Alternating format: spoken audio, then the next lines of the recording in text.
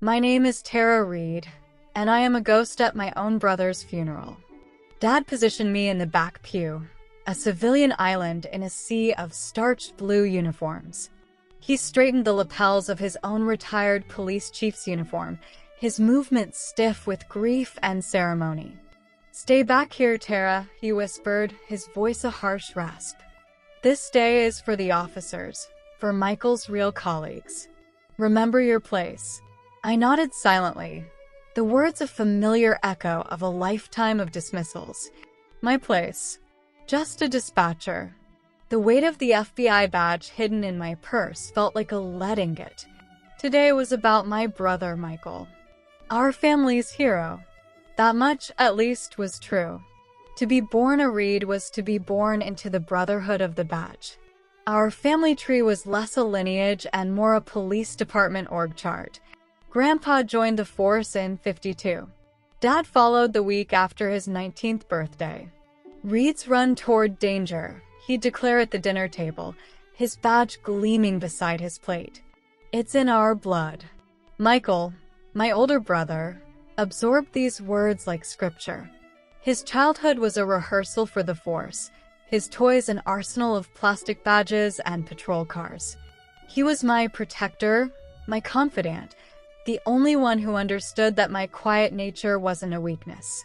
While he embraced the public-facing heroism our father celebrated, I was drawn to the shadows of the work, the puzzles, the patterns, the quiet science of investigation. "You're too bookish for the street, Tara," Dad had said when I was a girl. The phrase became his mantra. When I devoured his old case files, spotting a detail a seasoned detective had missed, he'd dismiss it to his colleagues. "Book smarts. Real police work happens on the street." My acceptance to Georgetown's criminal justice program was met with a shrug. Michael's acceptance to the police academy the same week earned a champagne toast. To Michael, Dad had boomed, continuing the Reid tradition of real police work. He turned to me, an afterthought. "Georgetown, is it? Good school. If that fancy degree doesn't work out, you can always be a dispatcher. Support roles are important, too." In that moment, I understood my role in the Reid legacy. Michael was the heir. I was the support staff. "They just don't get it, T," Michael told me the night before I left for college, his belief in me a solitary lighthouse. "You're going to outrank all of us someday. Just don't forget the little people when you're running the show."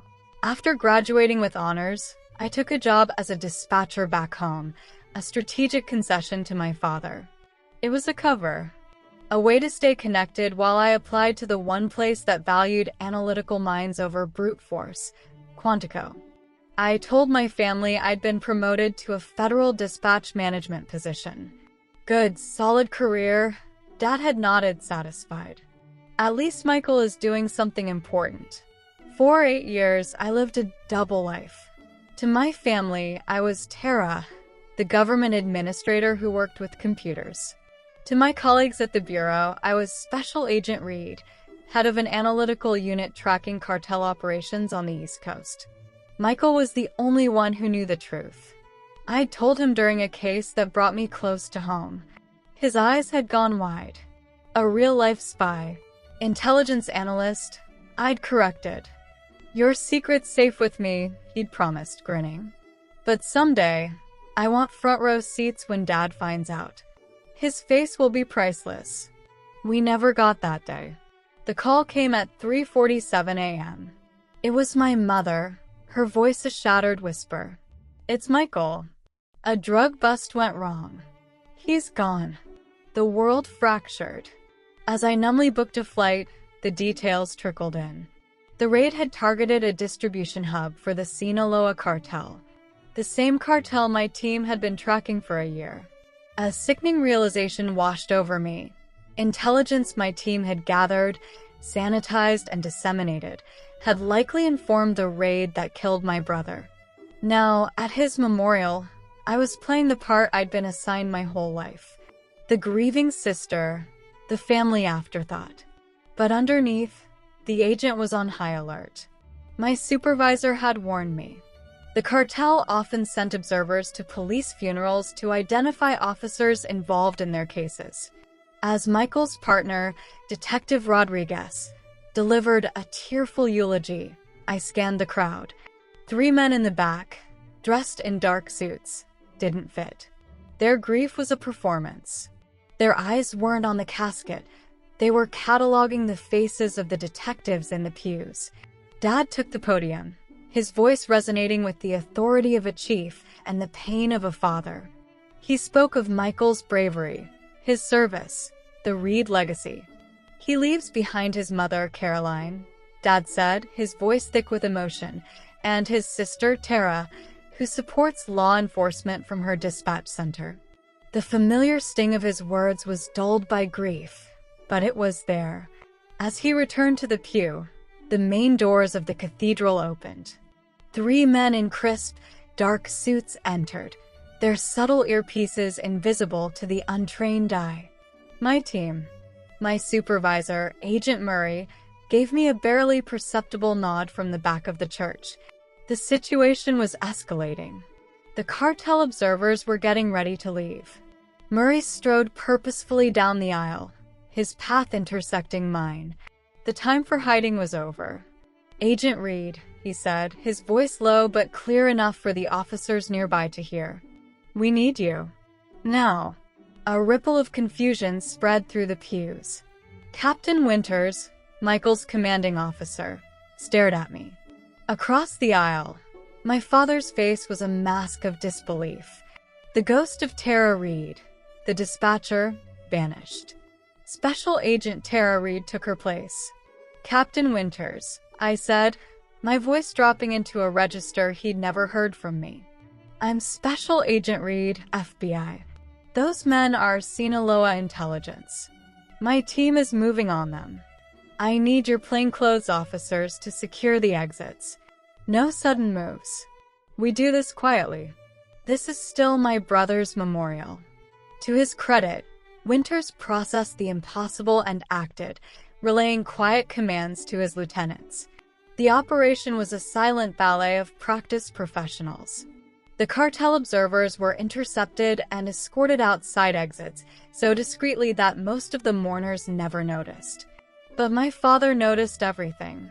He pushed through the crowd, his face ashen. "Tara? What in God's name is happening?"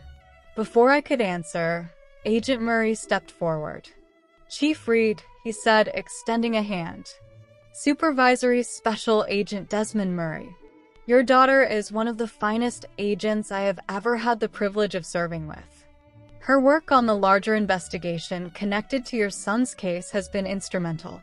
My father looked from Murray's steady gaze to my face, as if seeing me for the first time. The certainty that had defined him his entire life crumbled.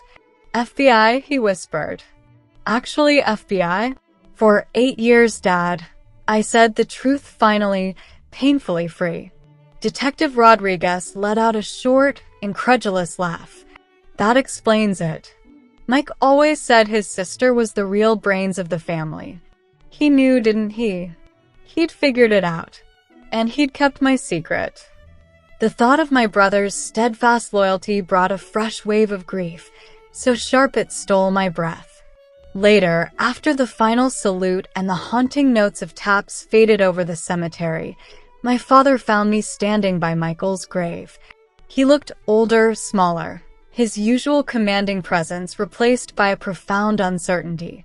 "I owe you an apology, Tara," he said, the words a monumental effort. "For a lot of things. We were fighting the same battle, Dad," I said softly. "Just from different sides of the line." That evening, he handed me an envelope. "Michael left this for me. Said I should only open it if something happened. It's for you." Inside was a letter in Michael's familiar scrawl and a flash drive. "Tara, if you're reading this, it means Dad finally knows. Knowing him, he's struggling. So, I've been collecting evidence of your badassery for years. Redacted commendations, articles about cases I knew you worked on. It's all on the drive, annotated for his benefit. I always knew you'd outrank me, Commander. I just wish I could have seen his face. Love, Mikey. Tears streamed down my face as I handed the letter to my father. He read it, his own eyes welling. He made a whole presentation. Dad choked out, holding up the drive. Said I should watch it if I ever wanted to understand what real police work looks like in the 21st century. In that moment, Michael was with us, bridging the chasm he'd left behind. Today, a framed photo of Michael in his dress uniform sits on my desk at Quantico, right next to my FBI credentials.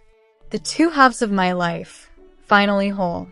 My father and I are still learning how to talk to each other, piecing together 8 years of lost time. The grief for my brother is a permanent part of my landscape, but it is no longer tangled with the burden of a secret. In the end, what my father finally understood, what Michael had known all along, was that the Reid legacy wasn't about a specific uniform, but a shared vow. And some vows are taken in the shadows.